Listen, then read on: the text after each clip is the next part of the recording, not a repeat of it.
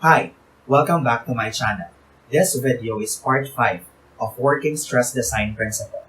We will be discussing the design of a singly reinforced rectangular beam.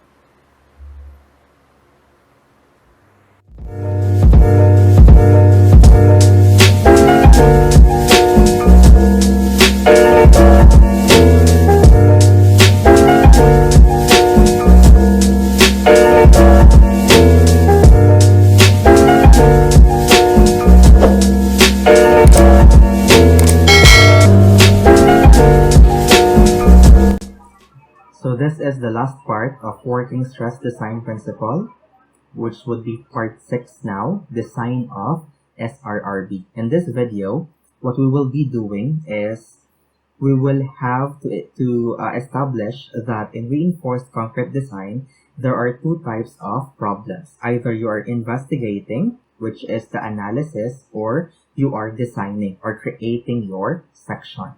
For analysis, given your cross-section, concrete strength, reinforcement size, location, and yield strength, you are computing the resistance or capacity. Just what we did a while ago or on my previous videos. For the design, given the factored load effect such as MU, which is your ultimate moment, select a suitable cross-section including dimension, concrete strength, reinforcement, and so on. So here, we now design the geometric parameters of your reinforced concrete element as well as their strengths.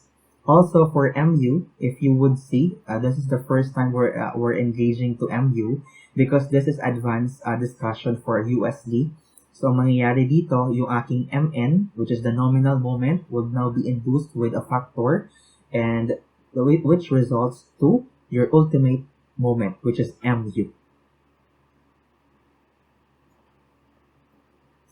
For the outcome of this lecture, we shall be able to have understanding of how we determine the size of our beam, our reinforcement, the section detail, and your bar layout.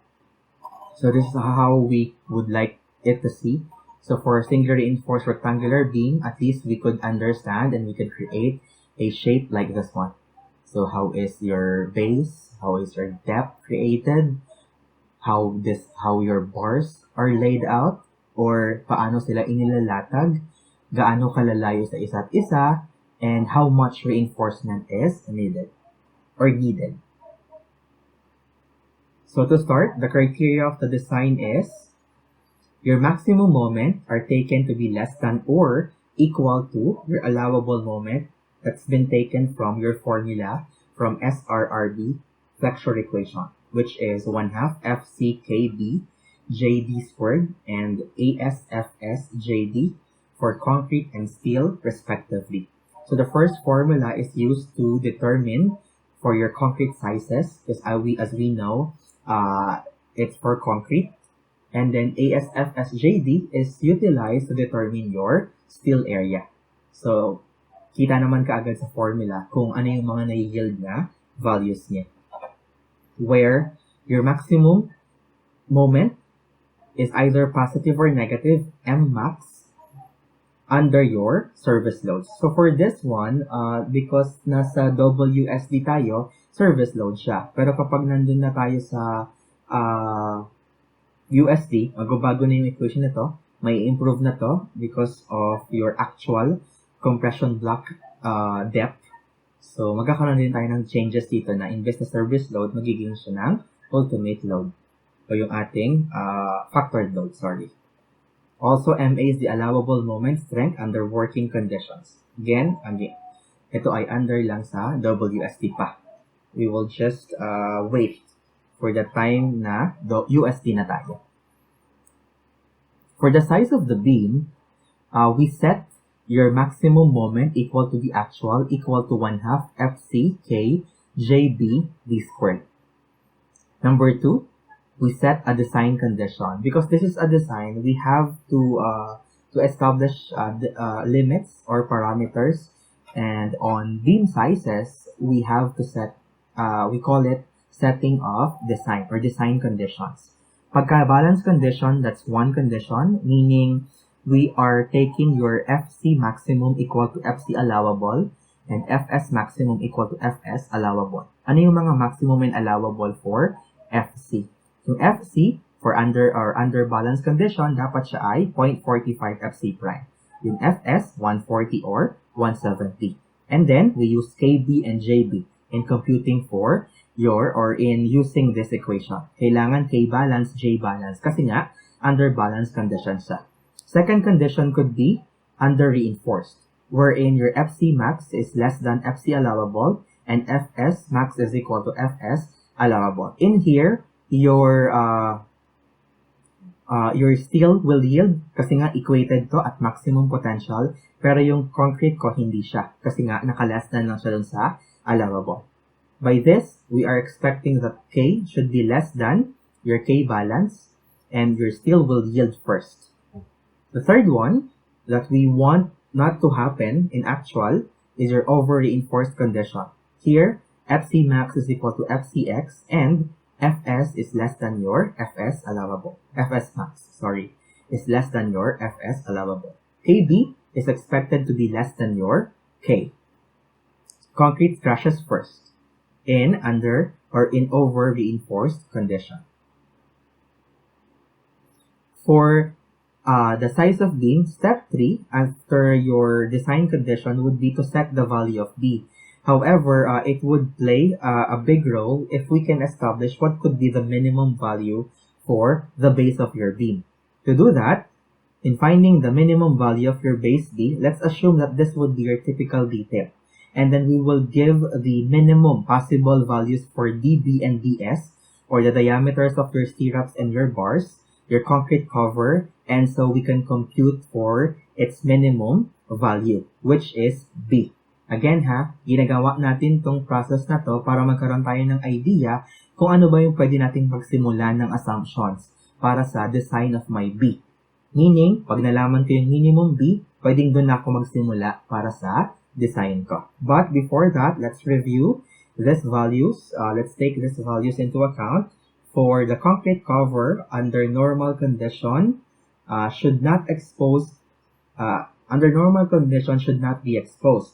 So the following are your minimum concrete covers for columns and for beams. It's 40. For slab and wall, it should be greater than or equal to 20. For footings, it should be greater than or equal to 75. For stirrups, it's denoted as DS. The bend diameter DB, as illustrated here, should be equal to 4 times of the diameter of your stirrups. We took that from section 425.3.3. The clear spacing CS is important, in which we take the larger value or the greatest value among 25 mm diameter of bars and 4/3 diameter of aggregates. So the most common would be 3/4 inches. So it would allot to 25.4, pero we round it down to 25, so the governing is 25 lang. If that's what we are trying to compare, let's say that you have the set 25, DB is 18, tapos 4/3 diameter of aggregate is 3/4, so meron kang 25, 18, and 25.4. The governing would still just be 25 by practice or by the benefit of this lecture. So setting again the value of B, we now take saying that the minimum parameters or the minimum value combination for DS, DB, and CC would be 10, 12, and 40 respectively. We use diameter of aggregates 3/4 inches, therefore the minimum CS would be 25. The greatest is 25.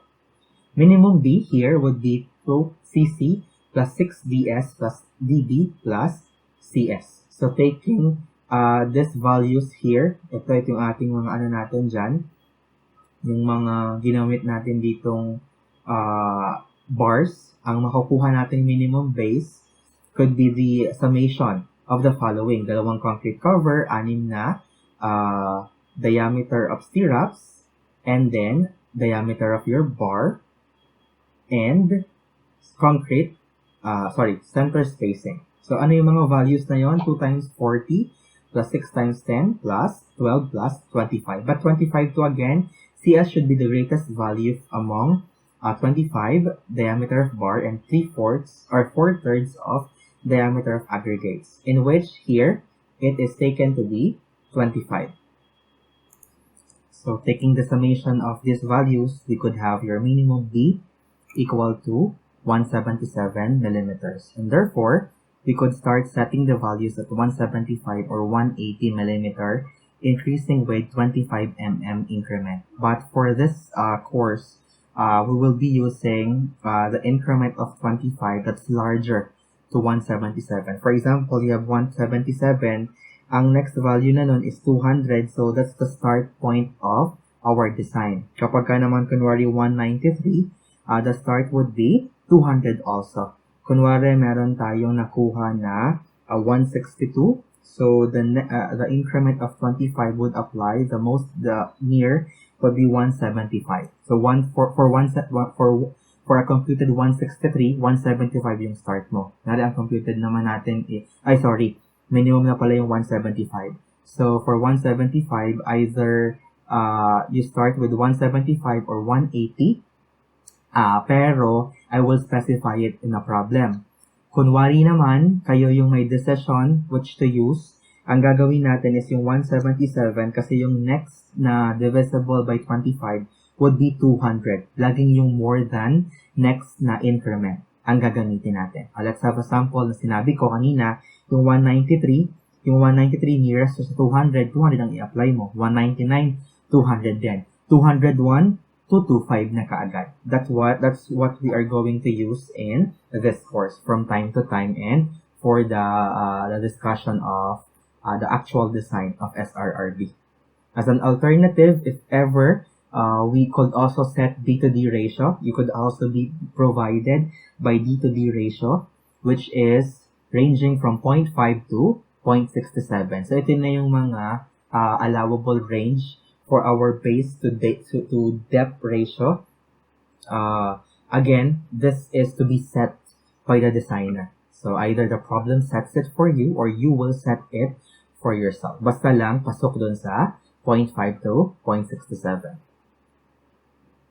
For the last one, we solve for the gross depth. The gross depth would be equal to H.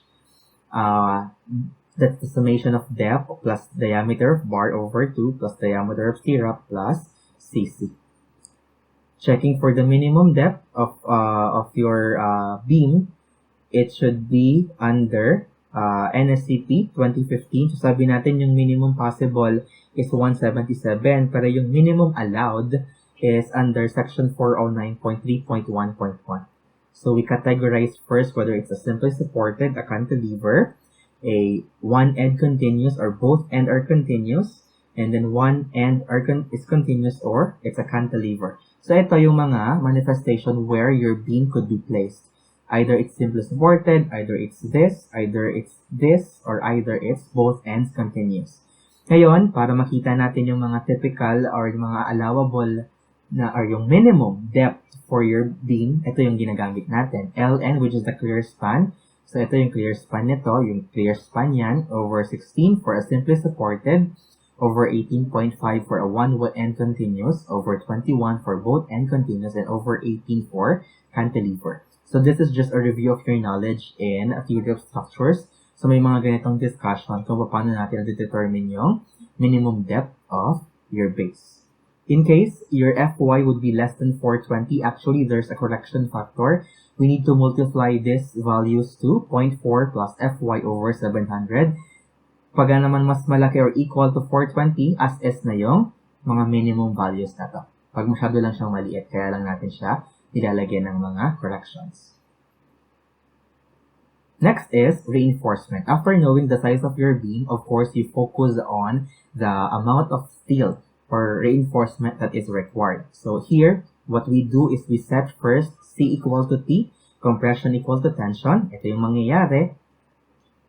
And under balance conditions, as an example, ito yung mga parameters na sinet natin before, 0.45 FC prime, Fs is 140 megapascal, or 170, and then we use KB and JB.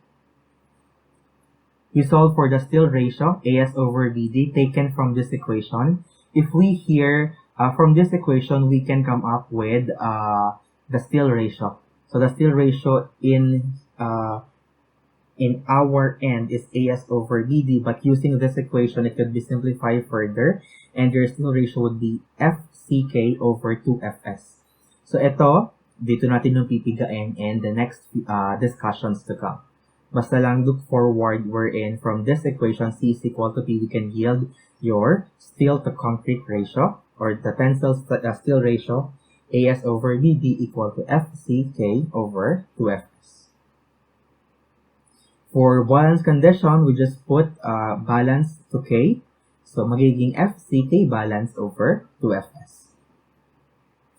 Next is we compute for the number of bars. Upon knowing the total area of your steel, if we multiply it by its singular area, or the typical area, pi d squared over 4, then we can yield your number of bars. In here, we denote that AS is the total area of steel and AB is the area of a single bar.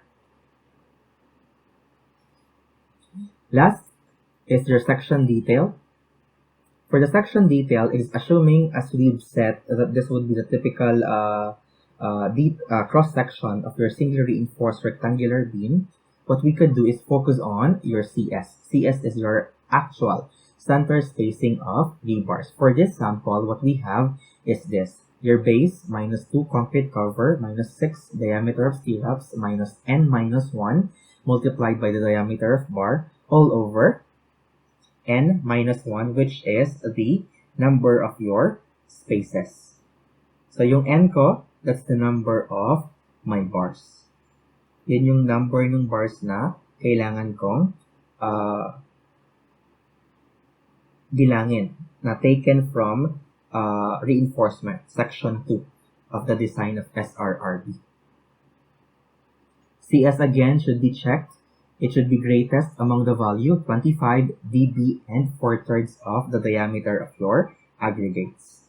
For cases when your CS becomes less than your minimum CS, you can actually try to use the bundle, double layering, change of diameter, or change beam width. Assuming that since this is now layered, we'll be using double layering. Ito yung layer 1, tapos ito yung layer 2. We have measured D sub 2 from the top here, and then D sub 1 from the top, the centroid of your major reinforcement. This is the second layer reinforcement. Now, the effective depth would be located at the centroid of your shapes or of your reinforcements.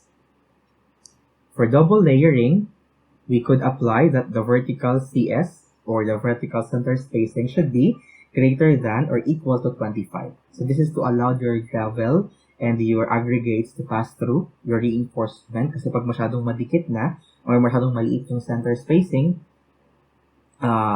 hindi na magkakaroon siya magre-result siya sa honeycomb or sa ampaw ng konkreto, kasi hindi nagpapass through yung concrete, nabubutas siya or nagkakaroon siya ng hollow shape or hollow area or part. The general center spacing is here, taken from here. Paano natin kinukuha yun? Yung formula kanina, D minus 2cc minus 6ds minus n minus 1 multiplied by the diameter of bar over the number of your spaces. For the second layer, it's revised, D minus cc minus 2ds minus n multiplied by dv over the number of spaces. Pero for this type, dalawa lang naman to. So most probably makakakompute kagad ng CS na masyadong malaki. And that's very good kasi nga, you have to check your CS against minimum. Kapag yung CS mo na-compute mo minimum pa rin, kailangan mong i-revise yung ways mo on how to create your bundles. No?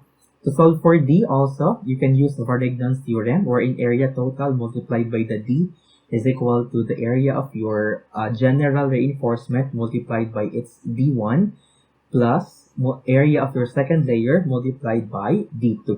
Ito yung nangyayari sa kanya. A1N1 is the total area of your general reinforcement. A2N2 is the total area of your second layer. Just saying that that's how it could be computed. Assuming that we put the labels to be A1, N1, and then A2, N2 for total areas, both for the general and the second layers. So also, we can denote that D sub 1 is equal to H minus concrete cover minus DS minus DB over 2. And D2 is equal to D1 minus DB minus V multiplied by minus VCS. So ano to? Ito yung sinabi natin dito kanina. Yun yung distance ng mga reinforcement ko sa top ng concrete ko. Makukuha mo yan, pwede mo siyang i-backtrack dun sa geometric parameters or geometry ng concrete mo. So from height, bawasan mo ng concrete cover, bawasan mo din doon ng diameter of stirrups, bawasan mo ng ng half ng diameter of bar, yun yung D1 mo. Yung D1 mo, bawasan mo pa ng isang diameter of bar, tapos ibawas mo pa yung vertical center spacing, nandun ka na sa point ng D2, which is the effective depth of your second layer. For section detail also, for a bundled bar arrangement, this is a typo, you could also use the following. Ito yung ganito, pwedeng ganyan, pwedeng ganito, pwedeng ganyan, pero yung maximum natin yung 4. So, more than that, hindi na allowed sa code or sa NSCP. The minimum CS are taken here. Again, it should be the greatest of 25 diameter of bar and 4/3 of the diameter of aggregates. This is for your general CS. Since on 425.2.1, what you can read is, for parallel non-pre-stress reinforcement in a horizontal layer, clear spacing shall be at least the greatest of 50 diameter of bar, 4/3 diameter of aggregates. Bakit ganito? Tapos dito 25 lang. This is a typo on the code, so please correct that. And instead of 50, we use 25. Sample calculation from the figure. So, ito yung figure natin. Meron tayong 5 bars, pero yung dalawang left and right natin na reinforcement nakabundle. We now compute for CS. In here, D minus 2CC minus 6DS minus N minus 1 multiplied by DB over N minus 1. Ano yung N? 5 yun. Ano yung number of spaces? 2. That's why your equation would be like this. So, inintay na lang natin kung ano yung base na na-compute dun sa section 1. Tapos, ano yung diameter stirrups na given. Tapos, ano yung binigay na diameter of bars, DB, and your concrete cover. And then, we can compute for CS. So, that's that's the way we can actually design your SRRB, separating it into 3 sections. Your beam sizes, number 2 is your reinforcement, and then number 3, making it feasible for layout, therefore checking its section detail.